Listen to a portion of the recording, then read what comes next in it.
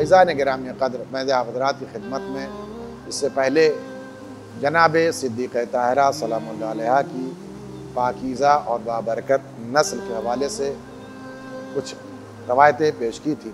ऐ मोहम्मद, हमने खल्क़ किया आपको, मोहम्मद और अली को, फ़ातिमा को, हसन को और हुसैन को, और इन सब की मोहब्बत को हमने अपने एतबार से तमाम अहले खलाइक के ऊपर फ़र्ज़ करार दिया है कि इतरत का ताल्लुक़ जो है सिर्फ़ मासूमीन अलैहिमुस्सलातु वस्सलाम से। इसमें जनाब सिद्दीक़ ताहिरा सलामुल्लाह अलैहा भी शामिल हैं। यानी पैगम्बर इस्लाम ने यह बयान फरमाया कि इतरत अदील कुरान है, इतरत हम पल्ले कुरान ही। तो पैगम्बर इस्लाम से पूछा गया कि जनाब मरियम की फ़जीलत में और जनाब मासूम आलम की फ़जीलत में फ़र्क क्या है? तो कहा कि वो अपने ज़माने की औरतों के सरदार हैं और मेरी बेटी मिनल अव्वलीन इलल आखिरीन, यानी तमाम ज़माने की औरतों की सरदार हैं।